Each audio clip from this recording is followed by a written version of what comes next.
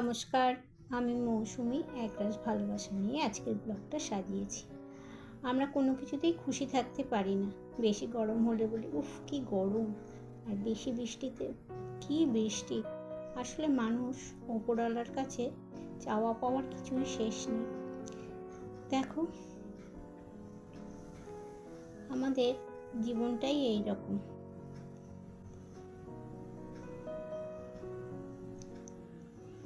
দেখো বন্ধুরা, আমার এই একটা অ্যালোভেরা গাছ থেকে কত অ্যালোভেরা গাছ হয়েছে, প্রচুর গাছ হয়েছে। এইগুলোকে এখন মাটির মধ্যে আবার নতুন করে লাগাতে হবে, মানে মাটির থেকে সে উঠে যাচ্ছে, মাটিটাও কম হয়ে গেছে। আর এত গাছ কোথায় লাগাবো সেটাও একটা কথা। দেখেছো কত গাছ হয়েছে একটা অ্যালোভেরা গাছ থেকে।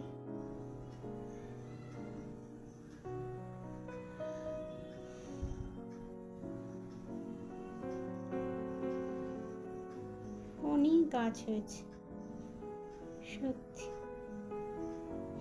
চলো এবার নিচে যাওয়া যাক। প্রতিদিন সকালে আমি ঘুম থেকে উঠেই এক গ্লাস করে খালি পেটে জল খাই। এটা আমার একটা অভ্যেসে দাঁড়িয়ে গেছে। করোনার সময় আমি গরম জল খেতাম, আর এখন আর গরম জল খাই না, এমনি জলই খাওয়া হয়। রবিবারের দিনে মেয়েটাকে একটু দেরি করেই উঠাই।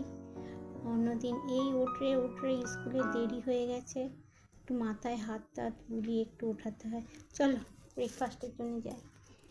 চলো, আজ রবিবার হলেও লুচি পরোটা আজকে করব না, আজকে করব হচ্ছে ভেজ স্যান্ডউইচ। সব সবজিগুলোকে ছোট ছোট করে কেটে নিয়েছি, গাজর, ক্যাপসিকাম, টমেটো, আর ওইদিকে পেঁয়াজ আছে, কুচিয়ে লঙ্কা রেখেছি, বিনস রয়েছে।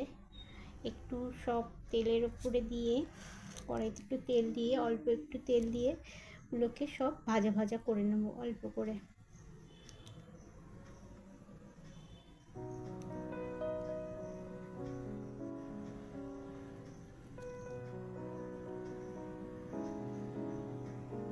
মোটামুটি এগুলো এক এক করে এবার ক্যাপসিকাম,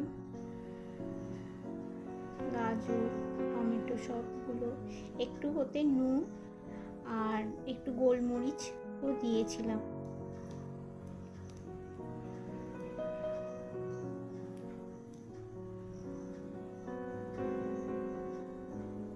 সবগুলোকে একটু ভাজা করে নিয়ে মধ্যে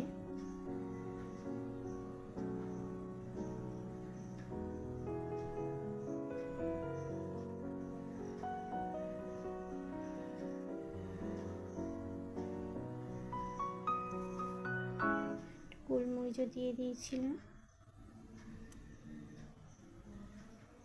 ঢাকা দিলে একটুখানি রেখে ঢাকা দিলেই মোটামুটি ভাজা হয়ে যাবে। পাউরুটিগুলো রেখে ওর ওপরে একটু একটু করে সব সবজিগুলো দিয়ে দিলাম, ভাজা সবজিগুলো।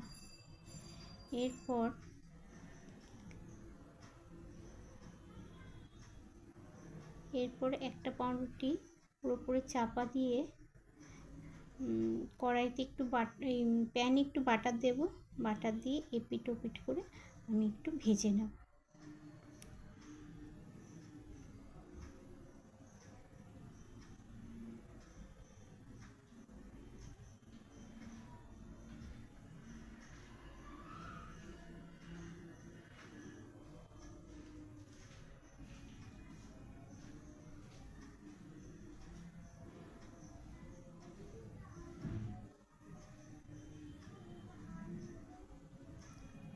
লাল লাল করে একটু ভেজে নিয়ে দেখো ছুরি দিয়ে যেমন স্যান্ডউইচের আকারে করে কাটলে বেশ ভালোই লাগে দেখতে, খেতেও বেশ ভালো লাগে।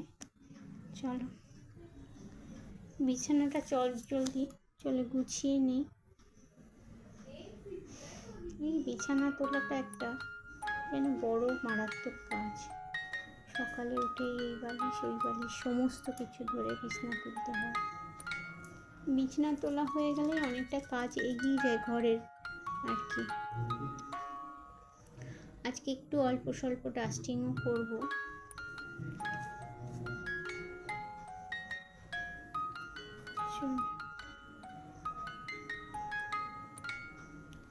বিছনার সমস্ত এই বালিশ এগুলো আমি নিচে নামিয়ে রাখি। তারপরে আমি নিচে একটা চাদর পাতি, উপরে যে চাদরটা সেই চাদরটা বসে সব। তারপরে মেয়েটার অনেক সময় খেলা টেলা নিয়ে উপরে ওঠে বলে আমি একটা নিচে সবসময় চাদর পেতে রাখি।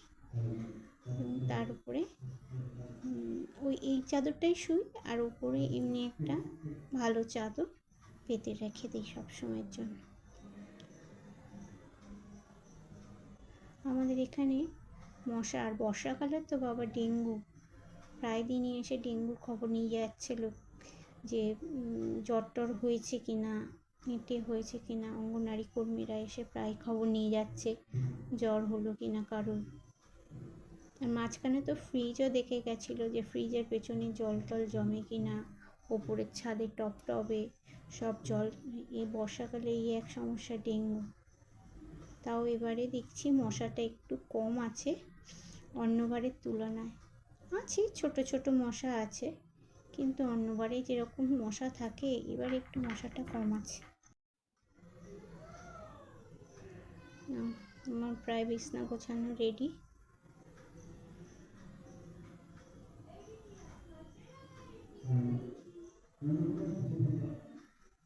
ভয়েস মেসেজ দেবো কি, পাশেই মনে আছে কোথাও একটা মাইকে কোনো প্রোগ্রাম হচ্ছে।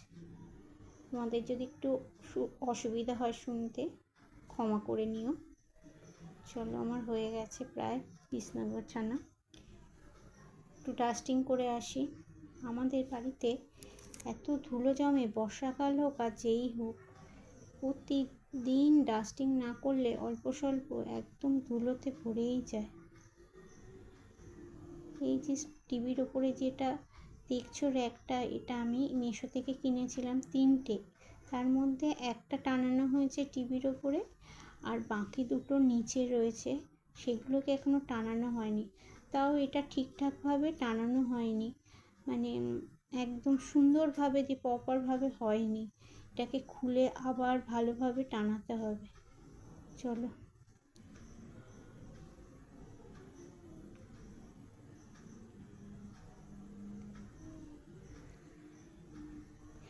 আজ আবার আমার মেয়ের রাত্রে প্রোগ্রাম আছে।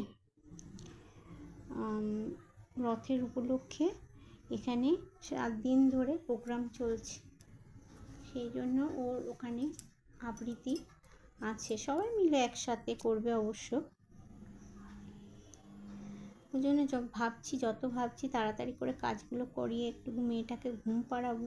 তো ওই যে রবিবার দেরি হবেই, যত কাজ যেন এই রবিবারের জন্য অপেক্ষা করে থাকে।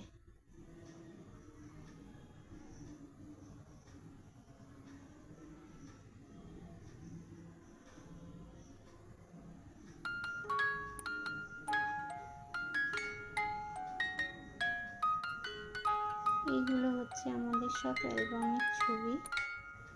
এগুলোতেও প্রচণ্ড ধুলো হয়, প্রতিদিন একটু মাকড়সার জালও হয়।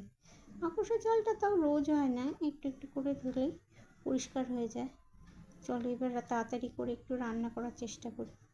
আমার যেহেতু শরীরটা ভালো না, ওর জন্য আজকে বেশি কিছু রাঁধবো না।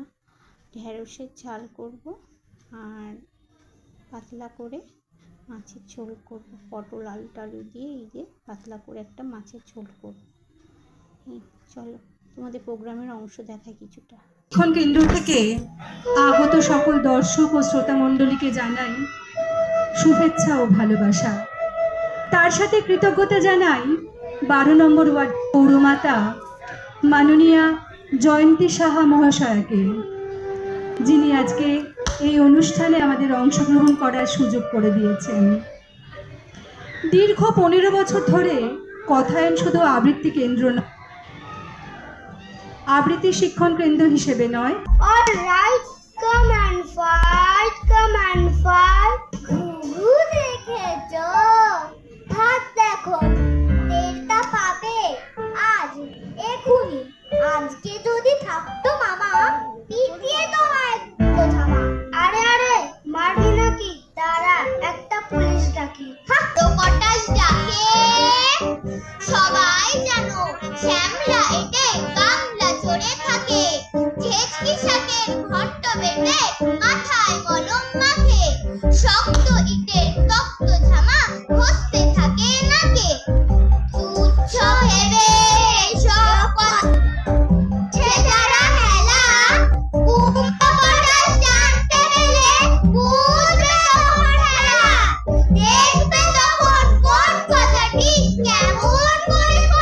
বাড়িতে এসেই চিকেন ভর্তা রুটি করেছিলাম।